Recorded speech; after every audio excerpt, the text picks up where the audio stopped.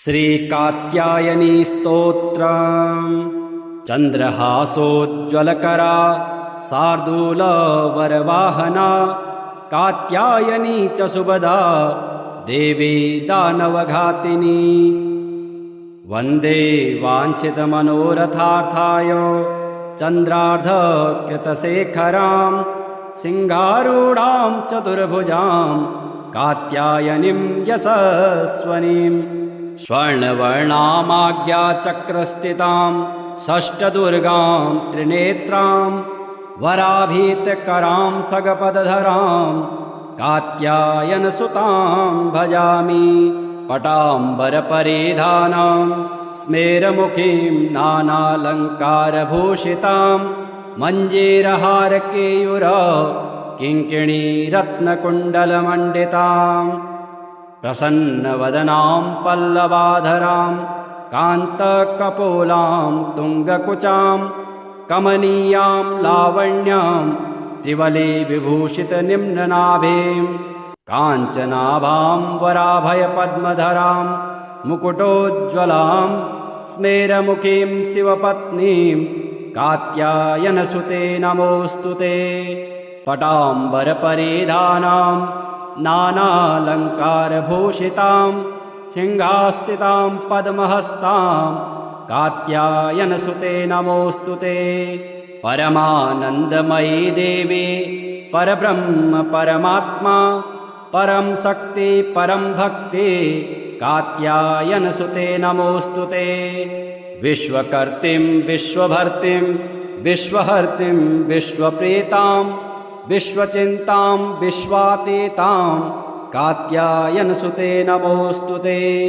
काम्बीजा कामजपानन्दा काम्बीजजपतोषिता काम्बीजजपाशक्तां कां सन्तुदा काङ्कारहर्षणीं कां धनदां धनमानसां काम्बीजजपकारिणीं काम्बीजतपमानसां कामकारिणीं कामसूत्रजपितां काम्बीजधारिणीं कीं कूं कैं कः ठः छः स्वाहारूपिणी कात्यायनी मुखं पातु कां स्वाहा स्वरूपणी। ललाटं विजया पातु मालिनी नित्यसुन्दरी कल्याणी हृदयं पातु जया च भगमालिनी। चन्द्रहासोज्ज्वलकरा शार्दूलवरवाहना कात्यायनी च सुभदा देवी दानवघातिनी। वन्दे वाञ्छितमनोरथार्थाय चन्द्रार्धकृतशेखरां सिंहारूढां चतुर्भुजां कात्यायनीं यशस्वनीं। स्वर्णवर्णामाज्ञाचक्रस्थितां षष्ठदुर्गां त्रिनेत्रां वराभीतकरां सगपदधरां कात्यायनसुतां भजामि। पटाम्बरपरिधानां स्मेरमुखीं नानालङ्कारभूषितां मञ्जीरहारकेयूर किङ्किणीरत्नकुण्डलमण्डितां प्रसन्नवदनां पल्लवाधरां कान्तकपोलां तुङ्गकुचां कमनीयां लावण्यां त्रिवली विभूषितनिम्ननाभिं काञ्चनाभां वराभयपद्मधरां मुकुटोज्ज्वलां स्मेरमुखीं शिवपत्नीं कात्यायनसुते नमोऽस्तुते। पटाम्बरपरिधानां नानालङ्कारभूषितां सिंहास्थितां पद्महस्तां कात्यायनसुते नमोऽस्तुते। परमानन्दमयी देवी परब्रह्म परमात्मा परं शक्ति परं भक्ति कात्यायनसुते नमोऽस्तुते। विश्वकर्त्रीं विश्वभर्त्रीं विश्वहर्त्रीं विश्वप्रीतां विश्वचिन्तां विश्वातीतां कात्यायनसुते नमोऽस्तुते। काम्बीजा कामजपानन्दा काम्बीजजपतोषिता काम्बीजजपाशक्तां कां सन्तुदा काङ्कारहर्षणीं कां कां धनदां धनमानसां कां बीजजपकारिणीं कां बीजतपमानसां कां कारिणीं कां सूत्रजपितां कां बीजधारिणीं कां कीं कूं कैं कः कः ठः छः स्वाहारूपिणी कात्यायनी मुखं पातु कां कां स्वाहा स्वरूपणी ललाटं विजया पातु मालिनी नित्यसुन्दरी कल्याणी हृदयं पातु जया च भगमालिनी चन्द्रहासोज्ज्वलकरा शार्दूलवरवाहना कात्यायनी च सुभदा देवी दानवघातिनी वन्दे वाञ्छितमनोरथार्थाय चन्द्रार्धकृतशेखरां सिंहारूढां चतुर्भुजां कात्यायनीं यशस्वनीं स्वर्णवर्णामाज्ञाचक्रस्थितां षष्ठदुर्गां त्रिनेत्रां वराभीतकरां सगपदधरां कात्यायनसुतां भजामि पटाम्बरपरिधानां स्मेरमुखीं नानालङ्कारभूषितां मञ्जीरहारकेयूर किङ्किणीरत्नकुण्डलमण्डितां प्रसन्नवदनां पल्लवाधरां कान्तकपोलां तुङ्गकुचां कमनीयां लावण्यां त्रिवली विभूषितनिम्ननाभिं काञ्चनाभां वराभयपद्मधरां मुकुटोज्ज्वलां स्मेरमुखीं शिवपत्नीं कात्यायनसुते नमोऽस्तु ते पटाम्बरपरिधानां नानालङ्कारभूषितां सिंहास्थितां पद्महस्तां कात्यायनसुते नमोऽस्तु ते परमानन्दमयी देवी परब्रह्म परमात्मा परं शक्ति परं भक्ति कात्यायनसुते नमोऽस्तु ते विश्वकर्त्रीं विश्वभर्त्रीं विश्वहर्त्रीं विश्वप्रेतां विश्वचिन्तां विश्वातीतां कात्यायनसुते नमोऽस्तु ते कां बीजा कां जपानन्दा कां बीजजपतोषिता कां कां बीजजपाशक्तां कां कां सन्तुदा काङ्कारहर्षणीं कां कां धनदां धनमानसां कां बीजजपकारिणीं कां बीजतपमानसां कां कारिणीं कां सूत्रजपितां कां बीजधारिणीं कां कीं कूं कैं कः कः ठः छः स्वाहारूपिणी कात्यायनी मुखं पातु कां कां स्वाहा स्वरूपणी ललाटं विजया पातु मालिनी नित्यसुन्दरी कल्याणी हृदयं पातु जया च भगमालिनी चन्द्रहासोज्ज्वलकरा शार्दूलवरवाहना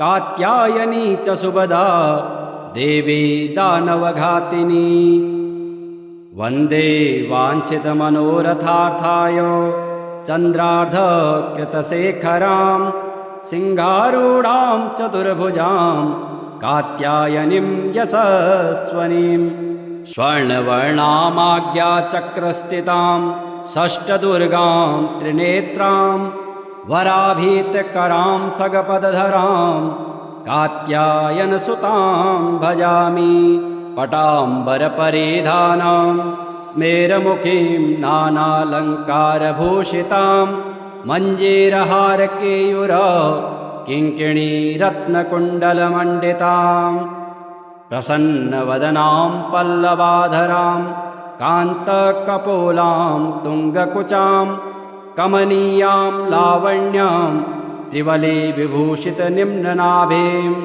काञ्चनाभां वराभयपद्मधरां मुकुटोज्ज्वलां स्मेरमुखीं शिवपत्नीं कात्यायनसुते नमोऽस्तु ते पटाम्बरपरिधानां नानालङ्कारभूषितां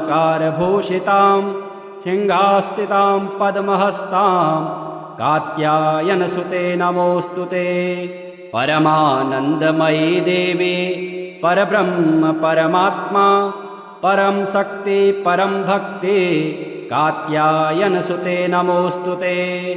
विश्वकर्त्रीं विश्वभर्त्रीं विश्वहर्त्रीं विश्वप्रेतां विश्वचिन्तां विश्वातीतां कात्यायनसुते नमोऽस्तुते। काम्बीजा कामजपानन्दा काम्बीजजपतोषिता काम्बीजजपाशक्तां कां सन्तुदा काङ्कारहर्षणीं कां धनदां धनमानसां काम्बीजजपकारिणीं काम्बीजतपमानसां कामकारिणीं कामसूत्रजपितां काम्बीजधारिणीं कीं कूं कैं कः ठः छः स्वाहारूपिणी कात्यायनी मुखं पातु कां स्वाहा स्वरूपणी ललाटं विजया पातु मालिनी नित्यसुन्दरी कल्याणी हृदयं पातु जया च भगमालिनी चन्द्रहासोज्ज्वलकरा शार्दूलवरवाहना कात्यायनी च सुभदा देवी दानवघातिनी। वन्दे वाञ्छितमनोरथार्थाय चन्द्रार्धकृतशेखरां सिंहारूढां चतुर्भुजां कात्यायनीं यशस्वनीं स्वर्णवर्णामाज्ञाचक्रस्थितां षष्ठदुर्गां त्रिनेत्रां वराभीतकरां सगपदधरां कात्यायनसुतां भजामि। पटाम्बरपरिधानां स्मेरमुखीं नानालङ्कारभूषितां मञ्जीरहारकेयूर किङ्किणीरत्नकुण्डलमण्डितां प्रसन्नवदनां पल्लवाधरां कान्तकपोलां तुङ्गकुचां कमनीयां लावण्यां त्रिवली विभूषितनिम्ननाभिं काञ्चनाभां वराभयपद्मधरां मुकुटोज्ज्वलां स्मेरमुखीं शिवपत्नीं कात्यायनसुते नमोऽस्तुते। पटाम्बरपरिधानां नानालङ्कारभूषितां सिंहास्थितां पद्महस्तां कात्यायनसुते नमोऽस्तुते। परमानन्दमयी देवी परब्रह्म परमात्मा परं शक्ति परं भक्ति कात्यायनसुते नमोऽस्तुते। विश्वकर्त्रीं विश्वभर्त्रीं विश्वहर्त्रीं विश्वप्रेतां विश्वचिन्तां विश्वातीतां कात्यायनसुते नमोऽस्तुते। काम्बीजा कामजपानन्दा काम्बीजजपतोषिता काम्बीजजपाशक्तां कां सन्तुदा काङ्कारहर्षणीं कां धनदां धनमानसां काम्बीजजपकारिणीं काम्बीजतपमानसां कामकारिणीं कामसूत्रजपितां काम्बीजधारिणीं कीं कूं कैं कः ठः छः स्वाहारूपिणी कात्यायनी मुखं पातु कां स्वाहा स्वरूपणी ललाटं विजया पातु मालिनी नित्यसुन्दरी कल्याणी हृदयं पातु जया च भगमालिनी चन्द्रहासोज्ज्वलकरा शार्दूलवरवाहना कात्यायनी च सुभदा देवी दानवघातिनी। वन्दे वाञ्छितमनोरथार्थाय चन्द्रार्धकृतशेखरां सिंहारूढां चतुर्भुजां कात्यायनीं यशस्वनीं स्वर्णवर्णामाज्ञाचक्रस्थितां षष्ठदुर्गां त्रिनेत्रां वराभीतकरां सगपदधरां कात्यायनसुतां भजामि। पटाम्बरपरिधानां स्मेरमुखीं नानालङ्कारभूषितां मञ्जीरहारकेयूर किङ्किणीरत्नकुण्डलमण्डितां प्रसन्नवदनां पल्लवाधरां कान्तकपोलां तुङ्गकुचां कमनीयां लावण्यां त्रिवलिविभूषितनिम्ननाभिं काञ्चनाभां वराभयपद्मधरां मुकुटोज्ज्वलां स्मेरमुखीं शिवपत्नीं कात्यायनसुते नमोऽस्तु ते। पटाम्बरपरिधानां नानालङ्कारभूषितां सिंहास्थितां पद्महस्तां कात्यायनसुते नमोऽस्तु ते। परमानन्दमयी देवी परब्रह्म परमात्मा परं शक्ति परं भक्ति कात्यायनसुते नमोऽस्तु ते। विश्वकर्त्रीं विश्वभर्त्रीं विश्वहर्त्रीं विश्वप्रीतां विश्वचिन्तां विश्वातीतां कात्यायनसुते नमोऽस्तु ते। काम्बीजा कामजपानन्दा काम्बीजजपतोषिता काम्बीजजपाशक्तां कां सन्तुता काङ्कारहर्षणीं कां धनदां धनमानसां काम्बीजजपकारिणीं काम्बीजतपमानसां कामकारिणीं कामसूत्रजपितां काम्बीजधारिणीं कां कीं कूं कैं कः कः ठः छः स्वाहारूपिणी कात्यायनी मुखं पातु कां स्वाहा स्वरूपणी ललाटं विजया पातु मालिनी नित्यसुन्दरी कल्याणी हृदयं पातु जया च भगमालिनी चन्द्रहासोज्ज्वलकरा शार्दूलवरवाहना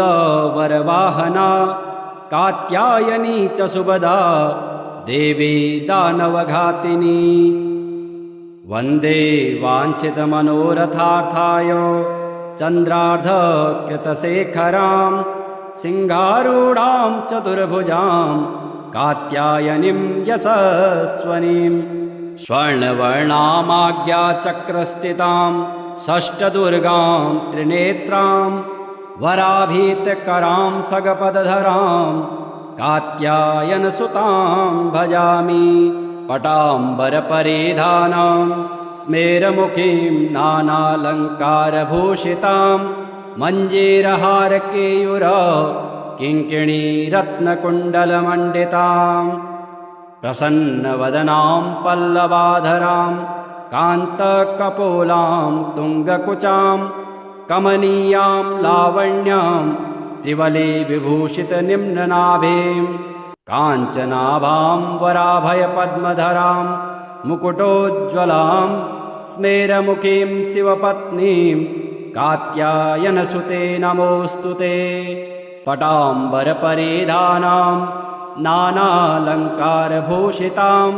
सिंहास्थितां पद्महस्तां कात्यायनसुते नमोऽस्तु ते। परमानन्दमयी देवी परब्रह्म परमात्मा परं शक्ति परं भक्ति कात्यायनसुते नमोऽस्तु ते। विश्वकर्त्रीं विश्वभर्त्रीं विश्वहर्त्रीं विश्वप्रीतां विश्वचिन्तां विश्वातीतां कात्यायनसुते नमोऽस्तु ते। काम्बीजा कामजपानन्दा काम्बीजजपतोषिता काम्बीजजपाशक्तां कां सन्तुता काङ्कारहर्षणीं कां धनदां धनमानसां काम्बीजजपकारिणीं काम्बीजतपमानसां कामकारिणीं कामसूत्रजपितां काम्बीजधारिणीं कां कीं कूं कैं कः कः ठः छः स्वाहारूपिणी कात्यायनी मुखं पातु कां स्वाहा स्वरूपणी ललाटं विजया पातु मालिनी नित्यसुन्दरी कल्याणी हृदयं पातु जया च भगमालिनी चन्द्रहासोज्ज्वलकरा शार्दूलवरवाहना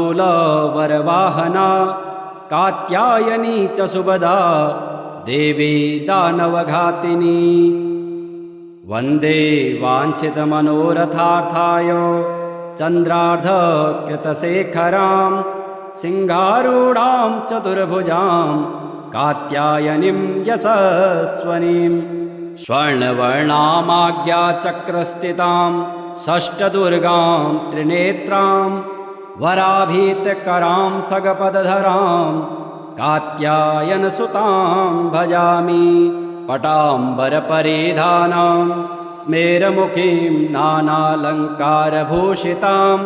मञ्जीरहारकेयूर किङ्किणीरत्नकुण्डलमण्डितां प्रसन्नवदनां पल्लवाधरां कान्तकपोलां तुङ्गकुचां कमनीयां लावण्यां त्रिवलीविभूषितनिम्ननाभिं काञ्चनाभां वराभयपद्मधरां मुकुटोज्ज्वलां स्मेरमुखीं शिवपत्नीं कात्यायनसुते नमोऽस्तु ते पटाम्बरपरिधानां नानालङ्कारभूषितां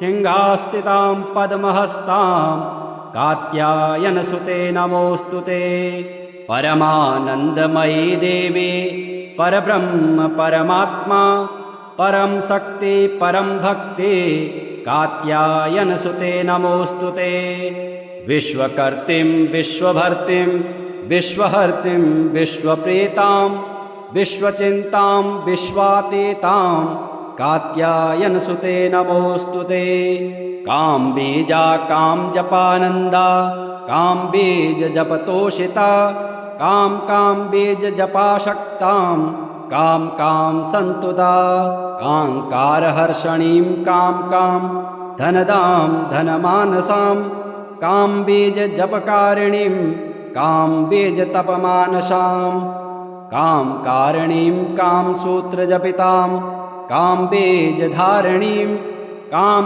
कीं कूं कैं कः कः ठः छः स्वाहारूपिणी कात्यायनी मुखं पातु कां स्वाहा स्वरूपणी ललाटं विजया पातु मालिनी नित्यसुन्दरी कल्याणी हृदयं पातु जया च भगमालिनी चन्द्रहासोज्ज्वलकरा शार्दूलवरवाहना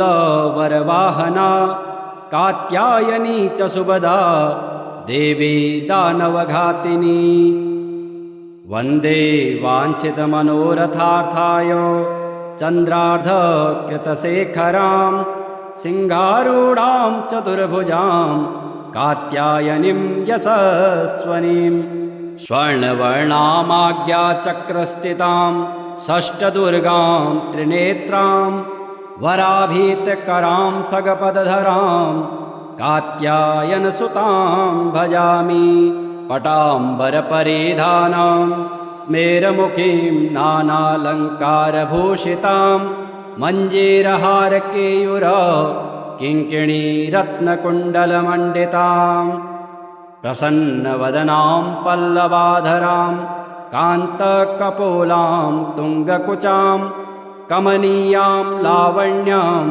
त्रिवलीविभूषितनिम्ननाभिं काञ्चनाभां वराभयपद्मधरां मुकुटोज्ज्वलां स्मेरमुखीं शिवपत्नीं कात्यायनसुते नमोऽस्तु ते पटाम्बरपरिधानां नानालङ्कारभूषितां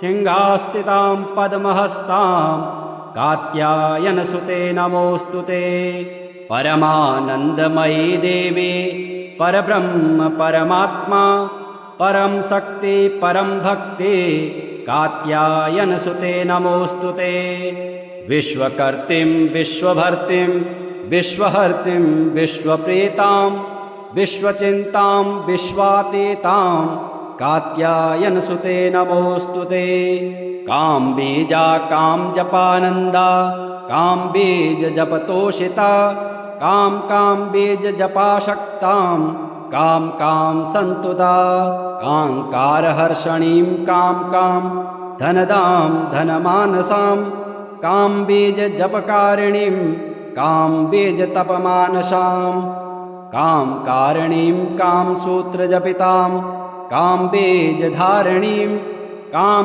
कीं कूं कैं कः कः ठः छः स्वाहारूपिणी कात्यायनी मुखं पातु कां कां स्वाहा स्वरूपणी ललाटं विजया पातु मालिनी नित्यसुन्दरी कल्याणी हृदयं पातु जया च भगमालिनी चन्द्रहासोज्ज्वलकरा शार्दूलवरवाहना कात्यायनी च सुभदा देवी दानवघातिनी वन्दे वाञ्छितमनोरथार्थाय चन्द्रार्धकृतशेखरां सिंहारूढां चतुर्भुजां कात्यायनीं यशस्वनीं स्वर्णवर्णामाज्ञाचक्रस्थितां षष्ठदुर्गां त्रिनेत्रां वराभीतकरां सगपदधरां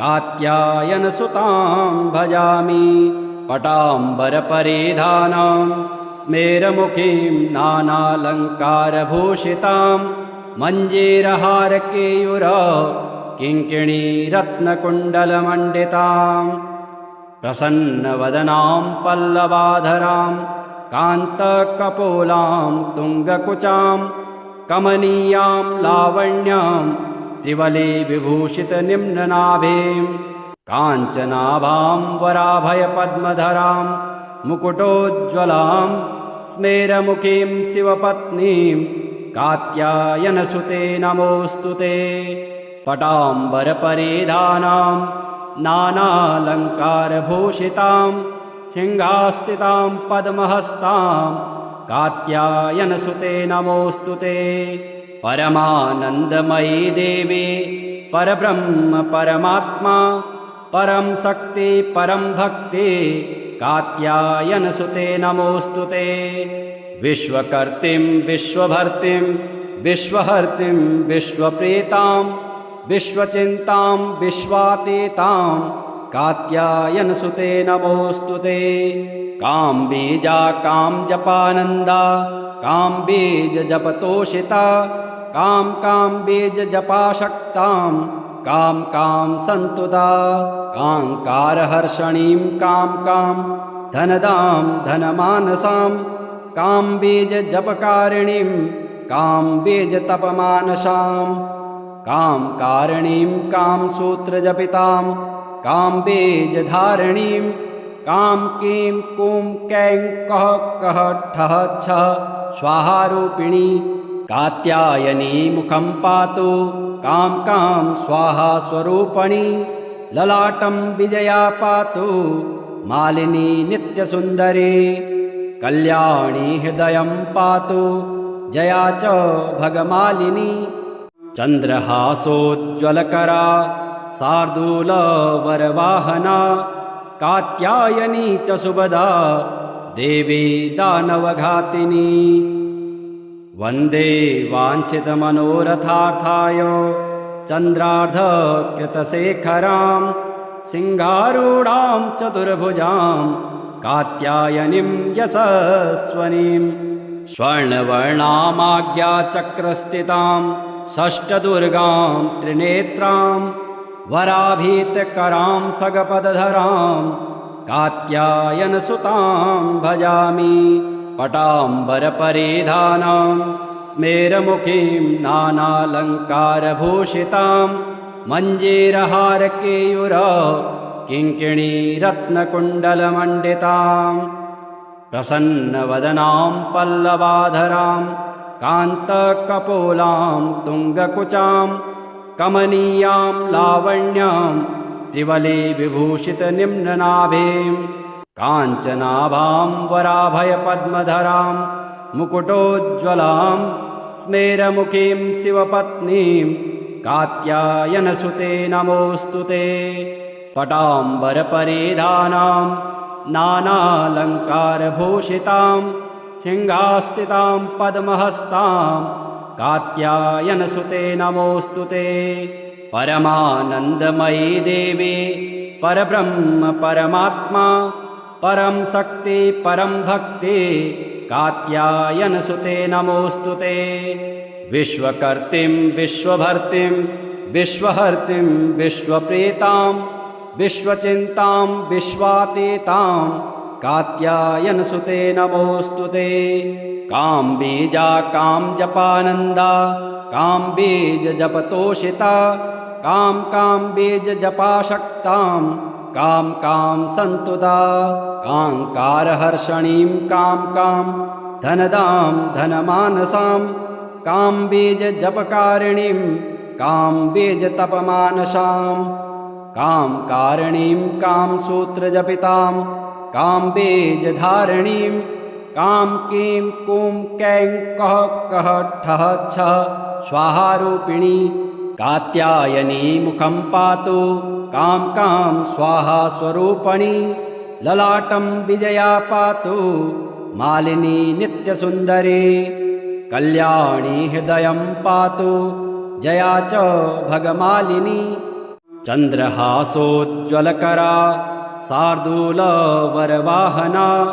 कात्यायनी च सुभदा देवी दानवघातिनी वन्दे वाञ्छितमनोरथार्थाय चन्द्रार्धकृतशेखरां सिंहारूढां चतुर्भुजां कात्यायनीं यशस्वनीं स्वर्णवर्णामाज्ञाचक्रस्थितां षष्ठदुर्गां त्रिनेत्रां वराभीतकरां सगपदधरां कात्यायनसुतां भजामि पटाम्बरपरिधानां स्मेरमुखीं नानालङ्कारभूषितां मञ्जीरहारकेयूर किङ्किणीरत्नकुण्डलमण्डितां प्रसन्नवदनां पल्लवाधरां कान्तकपोलां तुङ्गकुचां कमनीयां लावण्यां त्रिवली विभूषितनिम्ननाभिं